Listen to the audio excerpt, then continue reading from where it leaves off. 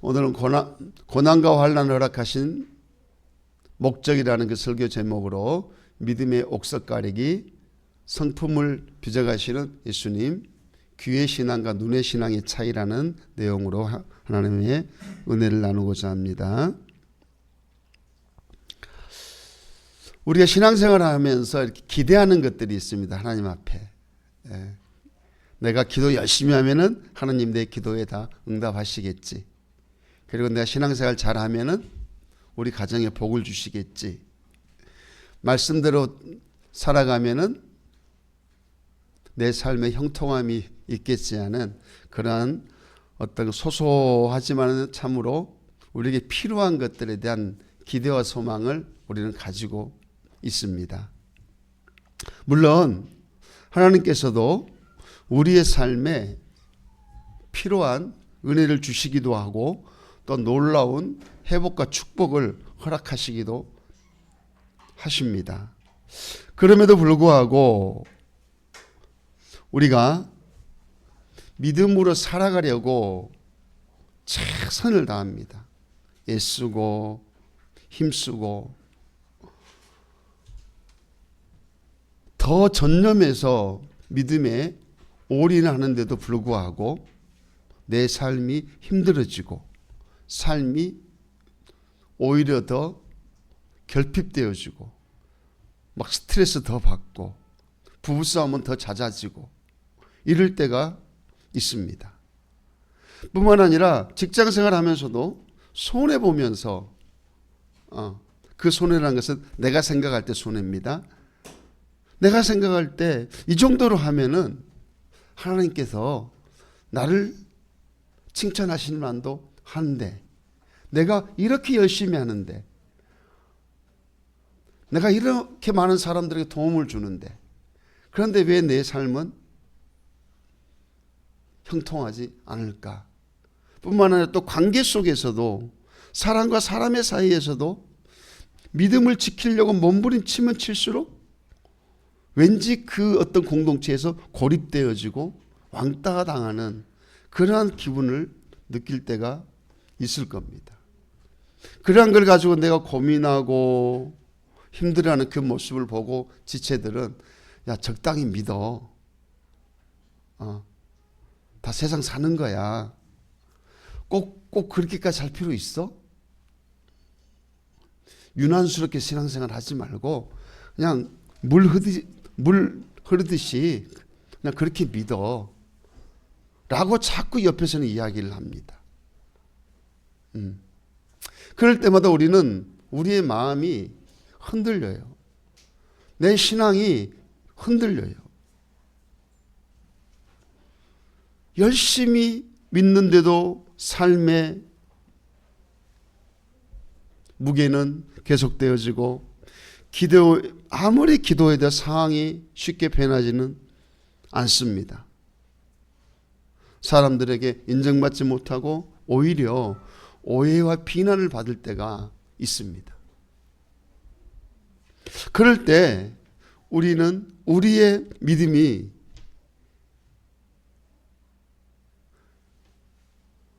정말 내가 잘 믿고 있는 것인가?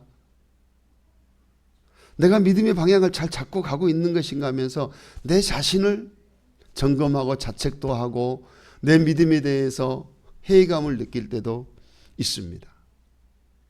어찌 보면은 오늘 본문에 등장하는 이 서머나 교회 성도들이 그러한 사람들이었을 겁니다.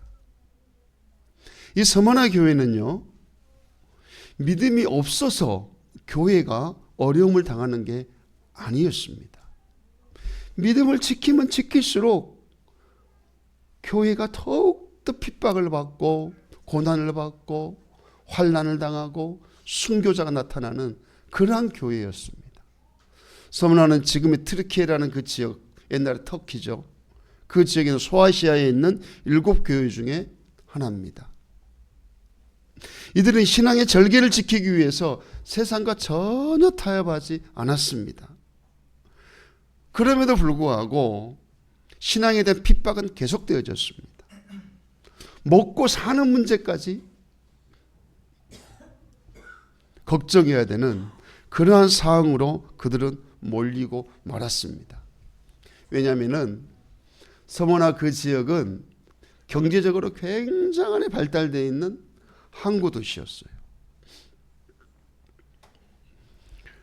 그 당시 로마가 지배하고 있었는데 로마의 황제를 가장 최선두로 섬기는 그런 지역이 있습니다. 로마의 황제를 섬긴다는 것은 로마의 신전을 서머나 지역으로 가져온다는 거고, 그 신전이 서머나 지역에 세워지는 순간 로마에서 엄청난 경제적인 지원을 해줍니다. 왜냐하면 이 지역은 로마의 직할 지역이 되어가지고, 그리고 거기에는 길드라는 상인조합이 있었어요. 길드라는 상인조합에 가입하지 않는 사람은 서머나 지역 어떤 곳에서도 장사할 수가 없습니다. 하다못해 길거리에서도 뭘 팔 수가 없어요. 서머나 지역에서 사업을 하고 장사를 하고 또 어떤 국가기관의 그 지역사회에 지금 우리나라로 말하자면 뭡니까? 동사무소라든가 주민센터라든가 구청이라든가 그런 데 가서 일하기 위해서 공무원 시험을 칠 수 있는 그러한 그 자격도 황제를 숭배하지 않고 황제를 숭배하는 신전에 가가지고 자기 이름을 등록하지 않고는 어떠한 행위도 할 수 없는 지역이었습니다. 하기 때문에 로마에서 직할로 삼아서 그 지역에 계속적인 경제적인 도움을 주었던 것입니다. 이 서머나 지역의 그 교인들은 자신들의 신앙의 절기를 지키기 위해서 예수 그리스도가 구원자고 예수 그리스도만이 진정한 하나님의 아들이라는 사실을 그들은 지키기 위해서 길드 상인조합에 참여할 수가 없었습니다. 그러다 보니 경제적인 활동을 할 수가 없습니다. 건강한 몸입니다. 사지가 멀쩡합니다. 그럼에도 불구하고 어디에 가서도 일할 수가 없습니다. 왜냐고요? 신전에 이름이 기록되지 않기 때문에 그랬던 것입니다. 이곳에서는 12명의 순교자가 탄생했습니다. 그 중에 요한복음을 기록한 사도 요한의 제자 폴리갑이라는 사람이 있었어요. 그 당시의 사형은 화형을 시킵니다. 화형이라는 게 불로 태워 죽이는 거예요. 폴리갑이 화형장으로 들어갔습니다. 그때 심판관이 이야기했어요. 네가 지금 예수 그리스도가 십자가에서 죽었다는 그 사실만 부인하면은 네 목숨은 건질 수 있다고 폴리갑에게 이야기했습니다. 그때 폴리갑이 이렇게 대답합니다. 85년 동안 예수님은 나를 한 번도 부인하지 않았는데 내가 내 목숨을 지키기 위해서 그분을 부인한다는 것은 내 생명을 포기하는 것보다 더 낫다고 이야기했습니다. 차라리 나는 내 생명을 포기하겠다. 한 번도 나를 부인하지 않는 그분을 내가 어찌 부인하리야? 라고 그가 대답함으로 그는 불에 타 죽는 그러한 순교를 했던 그러한 사람이었습니다. 어찌 보면 세상 사람들을 볼 때 미련하기 짝이 없습니다. 그러나 그들에게는 예수 그리스도가 신앙의 그들의 삶에 가장 가치 있었고 가장 의미 있는 그러한 분으로 그들에게 다가왔다는 사실입니다. 요한계시록에는 7교회가 등장합니다. 소아시아 7교회인데 소아시아 7교회에 예수님이 편지할 때마다 자신을 소개하는 그 상황이 다 달라요. 우리 먼저 한번 요한계시록 2장 8절 보겠습니다. 자, 우리 같이 읽습니다. 시작. 서머나 교회 사자에게 편지하라. 처음이요 마지막이요 죽었다가 살아나신 이가 이르시되. 서머나 교회에게 예수님을 어떻게 소개하냐면은 나는 처음이다. 그리고 마지막이다. 나는 죽었다. 그러나 나는 살아났다. 이렇게 자신을 표현합니다. 그렇게 자신을 소개합니다. 그런데 에베소 교회에는 어떻게 소개하느냐? 요한계시록 2장 1절입니다. 자, 우리 같이 읽습니다. 에베소 교회 사자에게 편지하라. 오른손에 있는 7뼈를 붙잡고 7 금촛대 사이를 거니시는 이가 이르시되. 예, 7 뼈를 붙잡고 7 금촛대 사이를 거르신 이가 라고 예수님을 소개합니다. 세 번째 교회 버가모 교회도 한번 볼까요? 자, 우리 같이 읽습니다. 버가모 교회 사자에게 편지하라. 좌우에 날성금을 가진 이가 이르시되. 7 교회에 예수님의 자신을 소개하는 데서 다 달라요. 7 교회 다. 네 교회는 시간 관계상 제가 생략하겠습니다. 그러나 집에 가서 한번 읽어보십시오.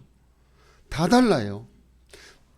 예수님이 각 교회 편지할 때마다 나는 이런 사람이다. 나는 이런 사람이다.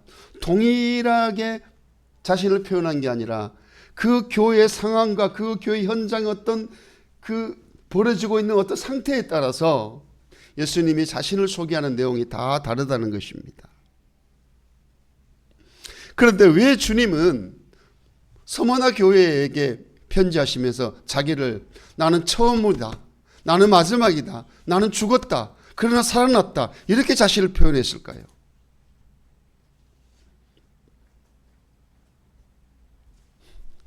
이사야서 44장 6절을 봅니다. 자, 같이 읽습니다. 이스라엘의 왕인 여호와 이스라엘의 구원자의 만군의 여호와가 이같이 말하노라. 나는 처음이요 나는 마지막이라. 나 외에는 다른 신이 없느니라.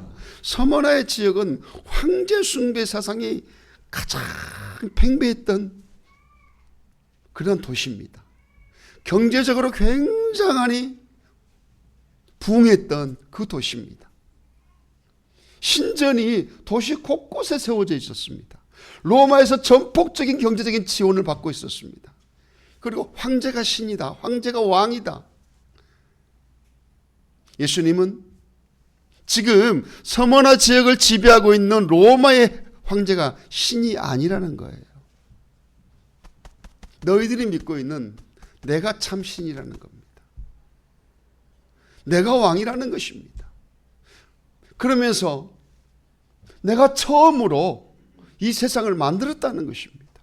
그리고 이 세상 마지막도 내가 다 알아서 할 거라는 것입니다. 지금 너희들이 고통을 받고 있고 나를 믿는 것 때문에 핍박을 받고 있고 나를 믿는 것 때문에 어려움을 당하고 있는데 너희들이 당하는 그 모든 것들도 내가 다 허락했다고 주님은 자신을 소개하고 있습니다.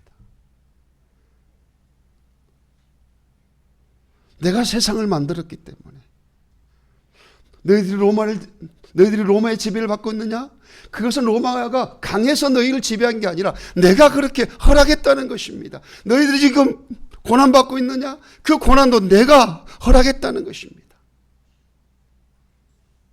그러면서 서머나 교회를 간접적으로 그 성도들을 칭찬하고 있습니다. 내가 허락했던 그러한 어떤 고난 앞에 너희들은 굴복하지 않고 끝까지 목숨을 바치면서까지 나를 붙잡고 있구나. 간접적으로 서머나 교회 성도들을 칭찬하는 예수님의 그 모습을 볼 수가 있다는 사실입니다. 지금 너희들이 고난받고 있는 것이 로마 때문에 일어났고 너희들이 지금 경제적으로 어려운 것들이 길드라는 상인종합에 가입하지 않아서 그런 것 같고 너희들이 지금 그러한 상황에 지금 처해 있는 것들이 너희들이 보기에는 지금 상황과 조건 때문에 그런 것 같지만 결코 그렇지 않단다. 내가 허락하신 거란다. 내가 그렇게 다 계획하고 내가 그렇게 다 섭리하고 있다고 주님은 서머나 성도들에게 말씀하고 있다는 사실입니다. 사랑하는 성도 여러분, 여러분은 인생에서 어떠한 고난과 환난의 그 길을 가고 계십니까? 그러나 그 고난과 환난의 시작은 하나님이라는 사실을 깨닫기를 주의 이름으로 축복합니다. 하나님께서 우리에게 그 고난을 허락해 주셨다는 것입니다. 여러분이 그 직장에서, 여러분의 가정에서, 여러분의 공동체에서, 여러분의 지체들 간에 여러분만이 겪는 마음의 고통이 있을 겁니다. 마음의 아픔이 있을 겁니다. 마음의 상처가 있을 겁니다. 왜 나만 이러지? 왜 사람들은 나에게만 이러지? 왜 나는 저 사람을 만났을까? 왜 나는 저곳에 내가 그것을 한다 했을까? 여러 가지 생각들이, 여러 가지 그런 상황들이 여러분을 아프게 하고 힘들게 하고 고통스럽게 하겠지만 주님은 말씀합니다. 내가 처음이야. 내가 허락한 거야. 네가 그것을 선택한 게 아니야. 내가 한 거야. 네 그런 상황 속에서도 나를 한번 붙잡아 보지 않겠니? 그런 상황 속에서도 나와 함께 가지 않겠니? 이렇게 주님이 우리에게 말씀하고 있다는 사실입니다. 고난의 마지막도 하나님의 손에 있습니다. 고난의 과정도 하나님께서 이끌어 가시는 것입니다. 그게 처음이요 마지막이라고 말씀하셨던 하나님의 마음이라는 사실입니다. 하나님은 고난을 허용하시고 그 안에서 일하고 계십니다. 고난의 원인이 나에게 있는 것이 아니에요. 하나님께 있습니다. 하나님이 허락하신 겁니다. 하나님은 그 고난을 주권적으로 허용하시고 그 안에서 선한 목적을 이루어가고 있다는 사실을 여러분이 깨달으시기를 주의 이름으로 축복합니다. 그렇다면 우리 하나님께서 왜 이렇게 우리의 인생 속에 안 목사의 목회 삶 속에 이런 고난을 주실까요? 성경을 쭉 살펴보았습니다. 하나님이 서머나 교회에 왜 그러한 고난을 주셨을까? 그들로 하여금 왜 경제적인 압박 속에서 살아가게끔 하셨을까? 여러 가지 것들을 묵상하다가 세 가지로 요약해 보았습니다. 첫째는 믿음의 옥석 가리기입니다. 우리 야고보서 1장 3절 보겠습니다. 자, 우리 같이 읽습니다.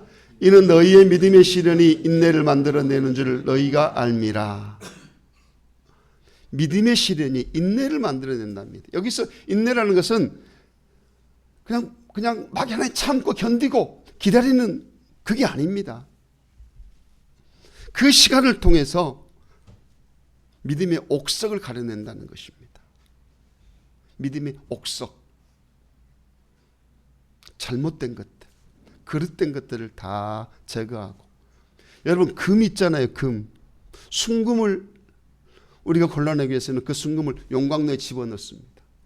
그리고 다 이렇게 정제합니다. 그리고 거기에서 싹 갈라냅니다. 믿음의 옥석을 가리기 위해서 우리에게 믿음의 시련을 주시는 하나님이라는 사실입니다. 현대사회에서 가장 큰 고난이 무엇이라고 생각합니까? 우리나라는요 지금 너무나도 잘 살아요. 저는 한국 사회를 볼 때마다 막 겁이 나요. 이러다가 전쟁 나면 어떡하지? 너무 잘 사니까. 너무 잘 사니까 하나님이 한번 확 흔들어 버리면 어떡하지? 이런 막 위기의식이 있어요. 현대사회에서의 가장 큰 고난은 삶의 아픔과 고통과 질병일 수도 있겠지만 군중 속의 외로움입니다. 화려하고 빛나는 문화 속에 초라함과 결핍을 느끼는 내 자신입니다. 인스타를 통해서, 페이스북을 통해서, SNS를 통해서 우리는 끊임없이 남들과 내 자신을 비교합니다. 마치 인스타에 나와 있는 그 사람의 그 모습이 그 사람 전체인 줄 압니다. 그리고 내 삶의 그 결핍된 그 모습이 내 자신의 전체인 줄 압니다. 여러분, 그렇지 않습니다. 대통령은 대통령에 맞는 고민이 있고, 저 초등학생은 초등학생에 맞는 고민이 있고, 하민이는 하민이에게 맞는 고민이 있어요. 이 땅에는 모든 인생들은 다 고민과 고난과 역경이 다 있습니다. 그러므로 여러분에게 믿음의 시련이 왔을 때 하나님 앞에 정직하게 내 자신을 드러내 보십시오. 정직하게 내 자신을 직면하십시오. 그래야 할 때 하나님이 일하기 시작하실 겁니다.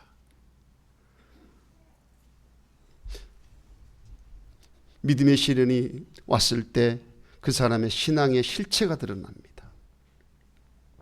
저는 많이 보았습니다. 20년 동안 교회를 개척하면서 수많은 사람들을 경험했습니다. 수많은 사람들을 경험했습니다.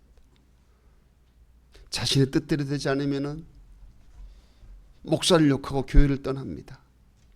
자신이 하고 싶은 대로 그 일을 목사가 안 하면 또 막 교회를 힘들게 하고 어지럽게 하고 교회를 떠납니다.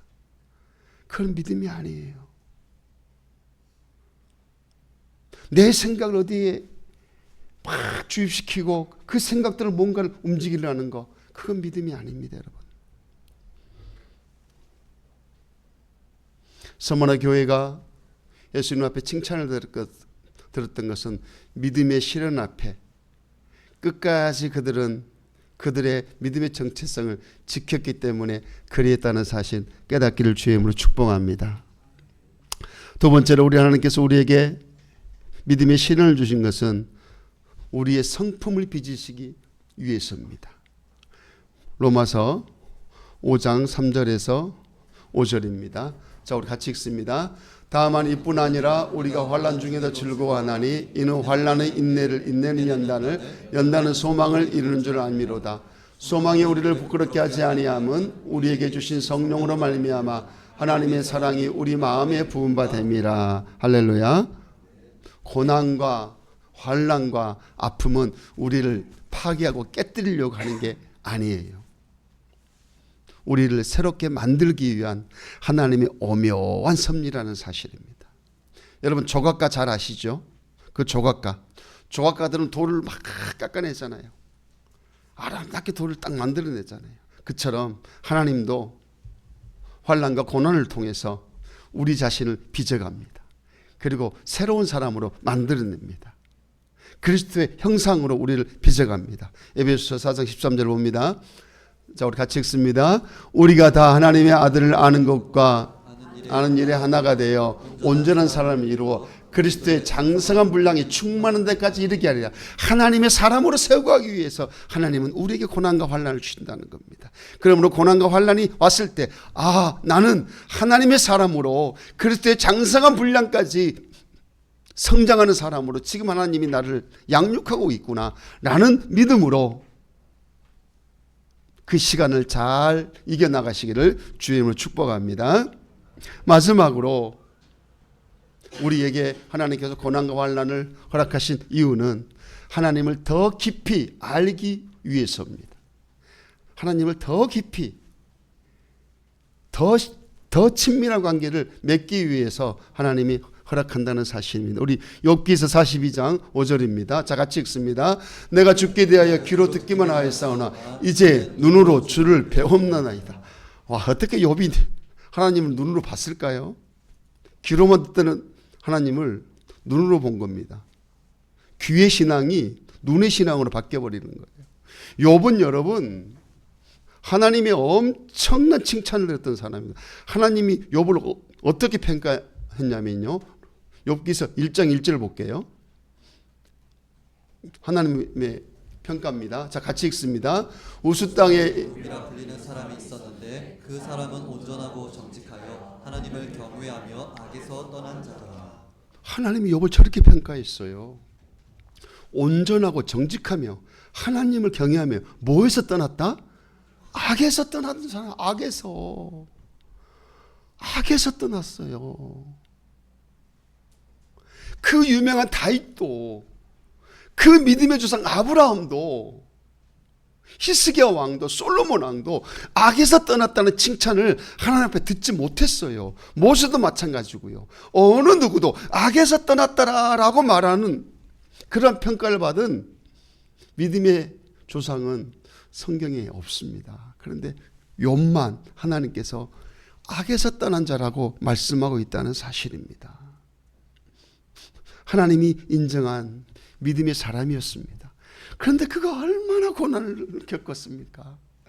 욥기서 2장부터 시작되는 욥의 고난은 끝이 없어요.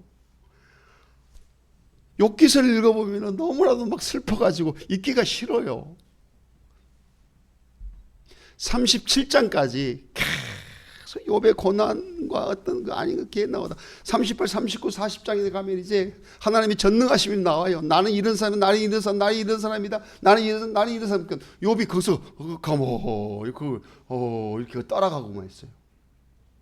그러면서 42장에서 내가 그동안 하나님을 귀로만 들었는데 이제 눈으로 봅니다라고 그가 신앙 고백합니다. 그러면 귀로만 듣던 하나님은 어떤 하나님입니까? 가르침을 받은 거예요. 누군가에게. 하나님은 이런 사람이다. 하나님은 이런 분이다. 하나님은 선하시고 하나님 전지전능하시고 성경을 통해서 가르침 받은 거예요. 성경을 통해서 하나님을 그냥 성경을 통해서 하나님을 알았던 거예요. 더 쉬운 말로 하면 지식적으로만 알고 있는 하나님, 머릿속에만 있는 하나님이었어요. 그래서 욥은 스스로 하나님은 이런 분이기 때문에 내가 이렇게 할 거야, 이렇게 할 거야, 저렇게 할 거야, 저렇게 할 거야. 그래서 아이들이 밖에서 놀고 들어올 때마다 그가 했던 일은 무엇이냐? 바로 제사를 지냅니다. 바로 제사를 지내. 어떤 제사? 죄용성을 받는 제사. 하나님에 대해서 너무나 잘 알고 있었기 때문에 그는 철저하니 하나님 앞에 제사를 드렸어요. 그게 바로 귀로만 듣던 하나님입니다. 머리로만 알고 있던 그러한 하나님이었어요. 그러나 내가 이제 주를 배웁니다. 직접 하나님을 경험합니다. 직접 하나님을 체험합니다. 하나님이 눈에 보이지는 않지만은 그 하나님을 내가 경험하니까, 그 하나님을 체험하니까 내 앞에 계신 것 같아. 내가 눈으로 본 것 같아. 그래서 움찔하는 거야. 저는 욥이 하나님을 봅니다라는 그 고백이 너무나도 와닿아요. 매일 그런 것은 아닙니다. 새벽에 혼자 나와서 막 이렇게 묵상하다가 어느 날 갑자기 내 몸이 오싹할 때가 있어요. 무서울 때가 있어요. 아마 욥도 그런 것 같아요. 내가 하나님을 봅니다. 욥기서 38장, 39장, 40장을 쭉 한번 읽어보세요. 거기서는 욥은 한 번도 하나님 앞에 대꾸하지 못해요. 내가 이랬다. 욥은 가만히 그냥 이렇게 따라가요. 거기에서 욥은 하나님을 경험한 거예요. 하나님, 그렇구나. 지식적인 하나님과 경험되어진 하나님, 어마어마한 차이가 있습니다. 욥이 하나님을 경험하지 못했다면 내가 눈으로 주님을 보나이다 이런 고백은 나오지 않았을 거예요. 그러면서 욥기서 42장 6절에 뭐라고 고백하느냐? 욥이 이렇게 보면 그러므로 자같이 읽습니다. 그러므로 내가 스스로 거두어드리고 티끌과 재 가운데서 회개하나이다. 하나님을 하고 나니까 스스로 거두어드린다는 것은 그동안에 욥기서 3장부터 36장까지 막 변명했던 거. 하나님 그거 다 잘못된 거예요. 하나님 내가 그거 다 우둔해서 그랬어요. 하나님 내 잘못했어요 하면서 자기 자신이 보이기 시작하는 거예요. 내가 어떤 사람이라는 게 하나님을 경험하니까 보이기 시작하는 거예요. 마치 빛이 쫙 비치니까 내 안에 있는 어두움이 확 드러나면서 그 빛이 나를 확 덮어요. 그러니까 나도 모르게 하나님 내가 이런 사람입니다. 티끌과 재 가운데서 회개하나이다. 하나님 내 지난날 것 다 거두어드립니다. 내 잘못했습니다. 라면서 주 앞에 눈물을 흘리며 기도하는 그 욥의 모습을 볼 수 있습니다. 여러분에게도 저런 복이 있기를 주의 이름으로 축복합니다. 하나님을 경험할 때에, 하나님을 만날 때에 우리는 내 자신의 자금을 알고 내 자신의 연약함을 알고 내 자신의 부족함을 깨달아 스스로 주님 그렇습니다. 이렇게 우리는 고백할 수밖에 없는 존재라는 사실입니다. 사랑하는 성도 여러분, 우리의 삶 속에 일어나는 크고 작은 모든 사건 사고들은 하나님이 허락하신 겁니다. 여러분의 직장에서, 가정에서, 사업장에서, 여러분의 공동체에서 어떠한 일들이 벌어지고 있습니까? 그 모든 사실은 하나님의 허락 없이 이루어지지 않는다는 사실을 깨닫고 어떤 상황과 환경에서도 주님을 바라볼 수 있는 저와 여러분이 되시기를 주의 이름으로 간절히 축복합니다. 우리 하나님 앞에 찬양 드리겠습니다. 주가 일하시네.